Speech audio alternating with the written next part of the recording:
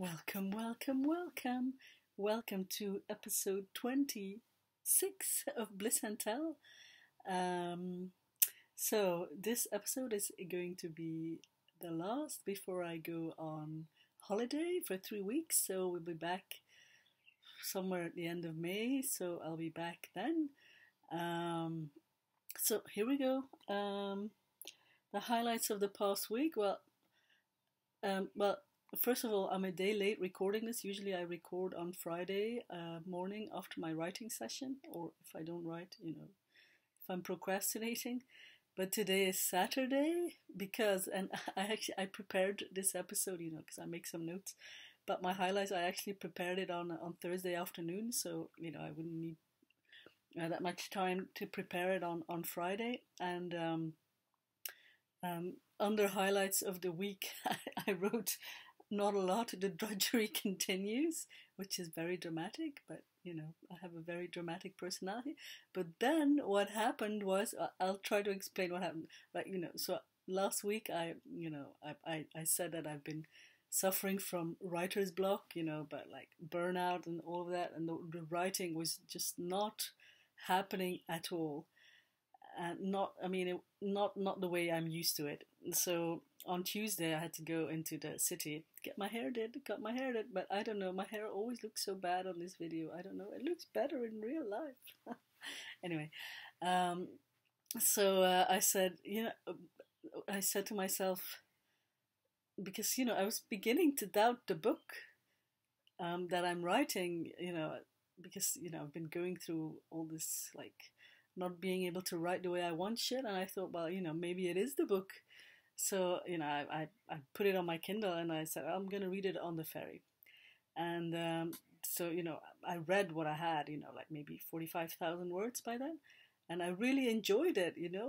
I mean, I know this sounds bad, saying it, but it's not the book. I mean, the fact that my writing has not been going really well, I think it really is just, like that. It's just been too much. But then, I was reading a couple of chapters that I was really digging. I said, oh, this is so good, your writing is so good.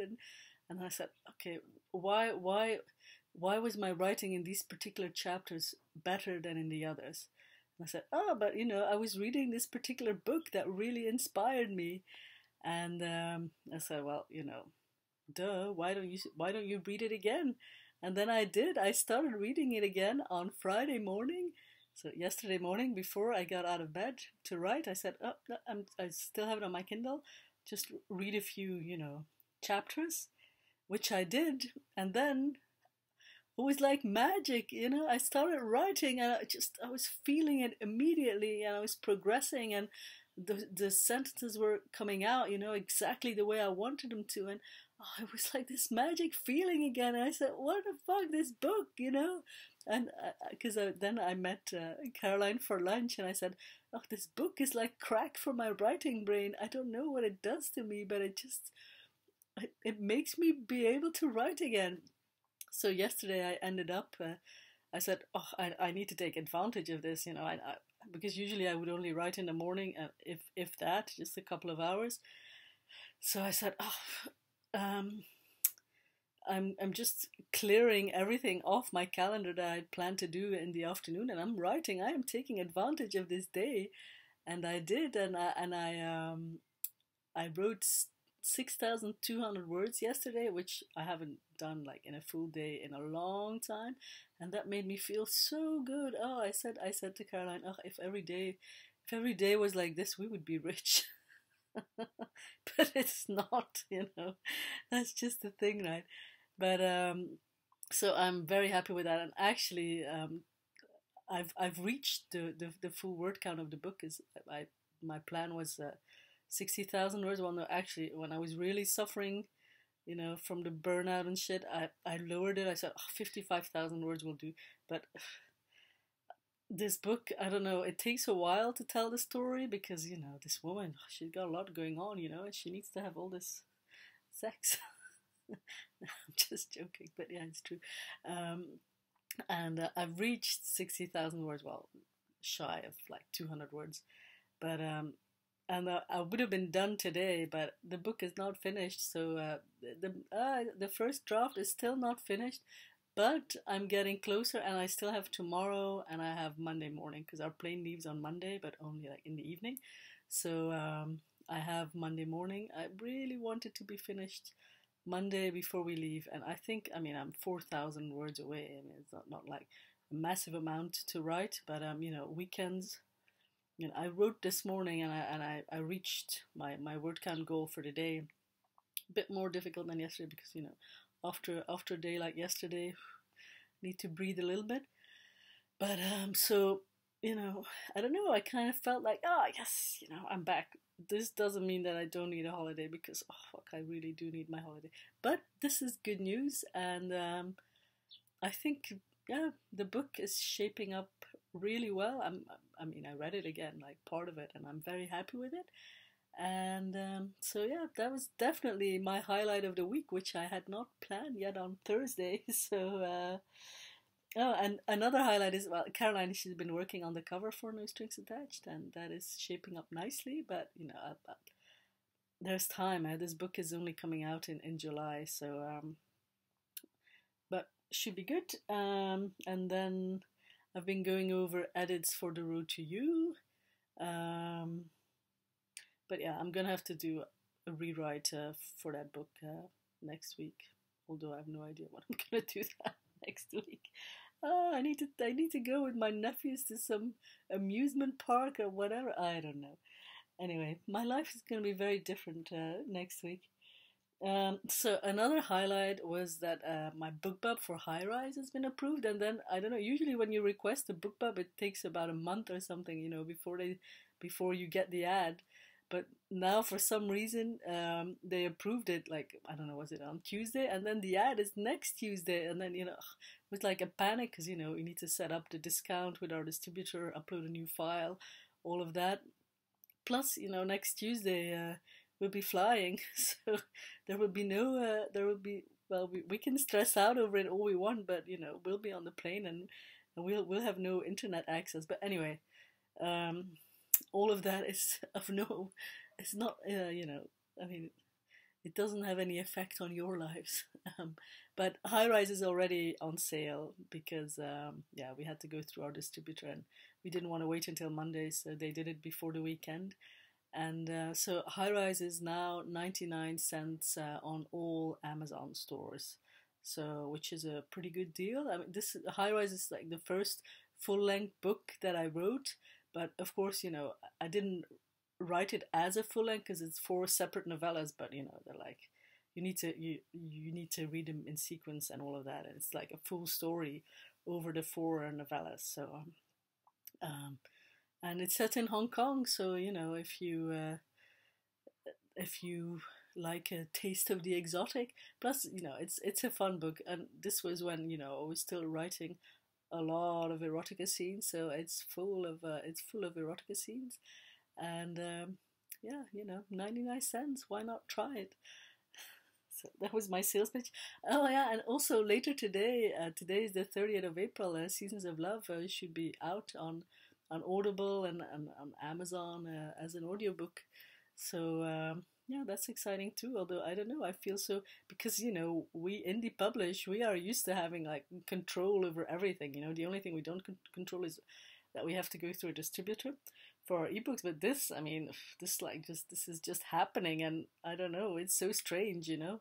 Like I haven't even heard the book yet. I heard a sample, but I haven't heard the book yet. They sent us CDs, but they're gonna arrive next week, and we're not here. But yeah, I'm getting 6 audio CDs, so might have to do a giveaway for that. I don't know. But who even, I mean, I don't know. Does anyone still have a CD player? I don't. So I don't even know what I would do with the CD. That's why it would have been good if we'd had it before we left for Belgium, because, Caroline's mum has a CD player in her car, and then we could have listened to it in the car. Anyway, Seasons of Love out later today. What else? Oh yeah, so Far From the World We Know, it stayed below 1,000 until Monday, and then it dipped, I don't know, higher, lower, I don't know. Numbers don't compute in my brain. Anyway, I'm very happy with how it did. So that's good. So that was my goal reached. So yeah, I mean, the week started off a bit blah blah blah, but it ended well. Also, the weather in Hong Kong, it's been raining, raining, raining, and yesterday it was a really nice day. And today is okay, but I don't know what it's going to be like in Belgium. I've been told to bring a warm sweater, so I will. And also in Belgium, on the 14th of May, it's Gay Pride in Belgium, so I'll be going to a Gay Pride again in Belgium. I used to go every year, so that should be fun. Because we have Gay Pride in Hong Kong, but I mean, Gay Pride in Hong Kong is not a party like it is in like Western countries. It's a march. It's a protest march. It's actually marching for rights. In Belgium, we have already a lot of rights acquired, but it's more like it's pride. It's show yourself. And be proud. Don't be ashamed of who you are because you're gay. It's more something like that. So that should be fun. Yeah, in Brussels. If you see me, if you're in Brussels on the 14th of May, come say hello. You know what I look like. I'll probably be drunk. Anyway, so we have questions. Okay, I have a number of questions from Sue. Sue is awesome, by the way, because she's on my launch team and she always catches typos like in record time. I don't know how you do it, Sue, but you must be like, I don't know. Are you real? So, Sue, there is one of your questions about, like using examples in writing, blah, blah, blah. I mean, I'm going to have to get back to you on that because I haven't been able to think of any examples yet. But I will reply to your other questions. So, your other question is, do you have time to read other Lesvik authors? Would you want to? Because you have already said that you like to read quality literature as you find it makes you a better writer. Let's face it, there's a hell of a lot of bad writing out there. I know, that's the thing, right? This book that I'm reading, that is like the crack from my writing brain, The Nest. And I heard this week that there's a movie deal or something, or I don't know, something, a movie or a TV show deal. And the person who's going to make it into a movie or a show is Jill Soloway who is doing Transparent. Oh my god, it's like all my favorite things combined together. I was so excited about that. But anyway, I digress.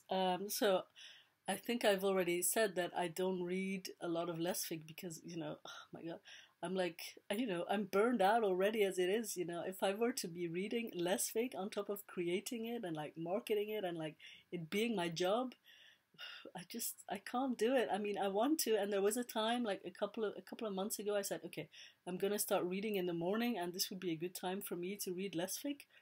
But yeah, I stopped doing it. And the last because I asked for like recommendations from on Facebook and stuff, and people sent me like loads of recommendations. And there are a lot of books that I want to read, Lesvik books, but I mean, even just to see what other Lesvik authors out there are doing, but just I don't know, I just can't do it because when I read is primarily as before bed or like in between, like in between writing, and but mainly before bed. And I read to relax. I mean, reading for me is like, it's not because I'm a writer that I can't read for relaxation. It's like, I love reading, a good book. There is no bigger pleasure than a good book, right? And, but I just cannot relax because when I read Lesvik, my brain thinks it's working, and it's normal, I say, oh yeah, that's interesting. Oh, start comparing, start thinking, oh, I don't know, my brain goes into work mode, and I need some time to relax. So I don't read Lesvik for that reason, and that's the main reason. And obviously, I'm sure there is some highbrow Lesvik out there. I've read some books, but that was your other question, right? So, but yeah, so that's my answer to your first question, Sue. And then your second question is, do you have any favorite Lesvik authors? Well, seeing as I don't read, but I mean, I did used to read Lesvik, but this was before the big Lesvik explosion. So back in the day when I still read a lot of it, It was like, the classic books, which I will get to later. But I do have a favorite lesbian author, and that is my friend Cheyenne Blue. Maybe because she's my friend, and she is such a good writer. Because the reason why, Cheyenne and I are friends. Well, I say friends. I mean, we send each other a lot of emails. Um, we are internet buddies, and we work together. Um, it's back in the day when I was still writing erotica shorts. I was reading quite a few of them in lesbian erotica anthologies, and she had a lot of stories in these books, and I always loved her stories the most because she's just so good. She is a highbrow lesbian author, and so I contacted her for Ladylit. I said, "Oh, will you contribute to some of our anthologies?" And then we ended up working together. So, if I had to name one, it would be her. Um, and well, her Cheyenne's book, Never Tied Nora, is also the last lesbian fiction book I read, and she's going to have two more novels out. She's going to have two novels out this year, so I think, I will be reading those because I don't know when, but maybe when I'm on holiday or something. But I definitely want to read them because I already know they're going to be amazing. So yeah. Um, but we became friends. So anyway, let's move on. So, what was the last lesbian book you read? Well, Never Tied Nora by Cheyenne Blue, which I very much recommend to everyone. Um, but there are a few like just before when I was still writing mainly erotica and I wanted to switch into romance. I read a few lesbian books, which I really enjoyed. And one of them was Something in the Wine by Jay. I really enjoyed it, but I was very pissed off at the end because they didn't do it. I was like, "What the fuck, Jay?" And then she wrote this short story to go with it afterwards, a free short story, and that was much appreciated. I enjoyed Something in the Wine by Jay a lot. It's such a slow burn, though. And I didn't put in the list, but I remember now. Also, because the other day the lesbian review they were talking about it. Jericho by Anne McMahon. I really enjoyed that one as well because of the burn is so slow, and I can't write slow burn. I mean, some people thought that Far From the World We Know is a slow burn story, but I mean, compared to Something in the Wine and Jericho, it's like it's like that. So I enjoyed that. And I also enjoyed Ice by Lynn Garner a lot because I don't know, yeah, there's just something about the chemistry between the characters. I don't know, I could not put the book down. So, and when you can't put the book down, that's like the ultimate, then you're enjoying it, right? So, and then there's the two classics. There's Landing by Emma Donoghue, which I've read many times, and that is like lesbian literary fiction, and Pages for You by Sylvia Brownrigg, which is my absolute favorite book. And actually reminds me I should read it again. I love that book. Oh, it is so beautiful, but so dramatic, and this is not a spoiler, but there's no happy ending there. But I'm a sucker for drama. I do love a happy ending, though I have to say I do love it. I always have a happy ending in my book, but yeah, those are books that I've enjoyed. I seem to remember I enjoyed a Radcliffe once. I don't remember the title. Yeah. Anyway, so I have read some lesfic. I mean, otherwise I wouldn't be writing it. But just now, I need some time to just take a break from lesfic once in a while. For my burnout. So, Sue, I hope that answers your questions. I'll get back to your other question next week. No, not next week. It's gonna have to be next month. Sorry. Okay, we have another one from Nikki. Nikki, who said she doesn't like chocolate. How can you not like chocolate? I mean, you must be eating the wrong stuff. Have you had like real dark Belgian chocolate, Nikki? I mean, I dare you. Maybe I should send you some.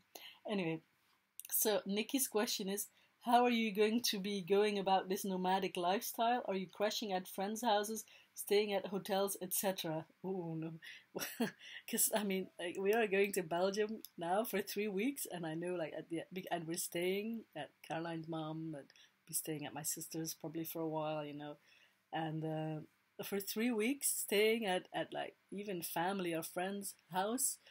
I mean, it's at the near the end, it gets really taxing because of its privacy. I mean, privacy is absolutely necessary for everybody, right? And then after a while, and also like I mean, it's not that I mean, they love that we come, and they love that we're staying there, but just always like you get like a little bit of a sense of like intruding to their lives and stuff like that. So I would never do that, never stay at a friend's. And well, we also won't be staying at hotels because who wants to? Because like when we go to New Zealand, we'll be going there for 2 months. Who wants to live in a hotel for 2 months? I don't. Plus, it would be a bit expensive for sure. So, but now there's Airbnb, so and we hope to be able to find some great places on Airbnb. And then when you stay somewhere for a month, you get a discount usually. So, you know, plus, well, we have the advantage, but this is a dubious advantage. I mean, we live in Hong Kong, right? Right, and Hong Kong is like low tax, like super low tax, but sky high rent. So we are used to paying the high rent. So we know what we can spend on these things in when we go nomad, and our budget for that is it's not low, but so plus we'll be alternating, like New Zealand for instance will be expensive because it's an expensive country, Australia and New Zealand. But then afterwards, we go to Chiang Mai in Thailand, where we know it's going to be like a whole lot cheaper, so we can alternate a little bit, and then we just go to Belgium for a bit, where we stay for free. So not too long though. So that's how we plan to go about it. Airbnb, which is one of the actually we haven't done that many Airbnbs yet, but yeah, we'll see how that works out. So if I still do Bliss and Tell, you'll be able to follow along. Okay. Um, I think that's it for this week. I have no idea how long it is because I've covered it again. I don't know for the glare. I don't know even if it helps because I think I have the glare from my iPad down there in my glasses, stupid glasses. But they're Robin Wright glasses, right? Claire Underwood glasses. No, she doesn't wear the glasses. Anyway, thank you for watching. Pick up your copy of High Rise if you like audiobooks. Maybe you can listen to Seasons of Love. If you do, let me know what it's like because I haven't heard it.